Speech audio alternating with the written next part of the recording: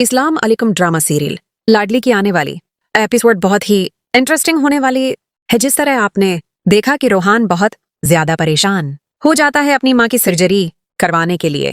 वो डॉक्टर से कहता है कि आप सर्जरी शुरू कर दें। रोहान को परवीज का दिया चेक याद आ जाता है।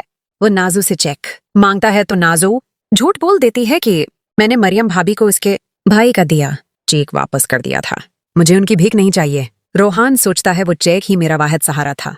परवीज इतना अमीर होकर लिटा है तो आजकल ये बात सबाहत को भी बार बार दिमाग में खटकती है कि आखिर परवीज के हाथ में कौन सा खजाना है।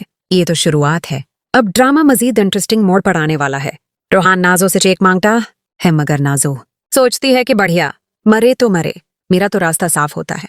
रोहान परेशान हो जाता है क्योंकि उसके पास अपनी सेविंग्स भी खत्म हो चुकी होती हैं। इधर इसाक सिबाहत और नाजो को अस्पताल लेकर आता है तो उन्हें पता चलता है कि सादिया बेगम को ब्रेन ट्यूमर है। इसाक रोहान से कहता है तुम्हारी माँ को इतनी बड़ी बीमारी थी मगर तुमने मुझे पहले क्यों नहीं बताया?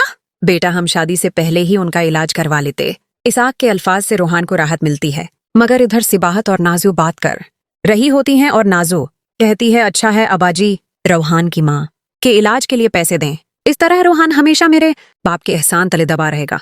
नाजो को हमेशा अपने फायदे की फिक्र रहती है लेकिन नाजो को ये नहीं पता कि उसके मकाफात का सफर शुरू होने वाला है। रोहान की माँ की मौत तो यकीनी है।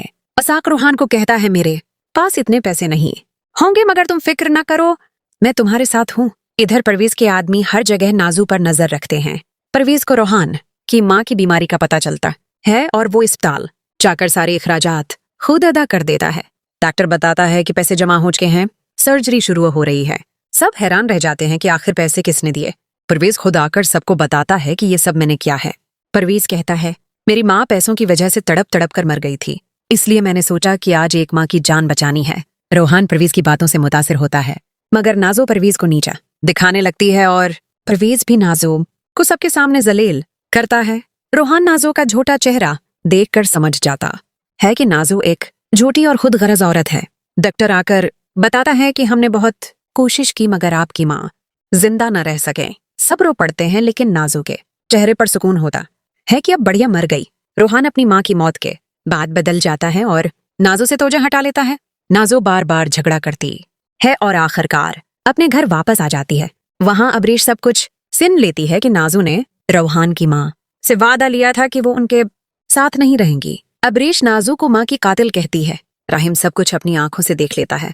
अबरीश सबके सामने बताती है कि नाजो की वजह से उनकी माँ हमसे दूर रहे और इसी सदमे में दुनिया से चली गई।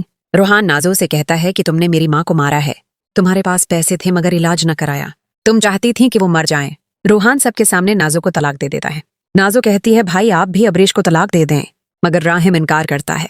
परवीज कहता है नाजो तुमने अपनी जिंदगी खुद बर्बाद की है। नाजो परवीज पर हाथ उठाती है तो मरियम आगे बढ़कर नाजो को थप्पड़ मार देती है और कहती है अगर दोबारा मेरे भाई पर हाथ उठाया तो मैं तुम्हारा हाथ तोड़ दूंगी। अब सब पर नाजो की हकीकत खुल जाती है।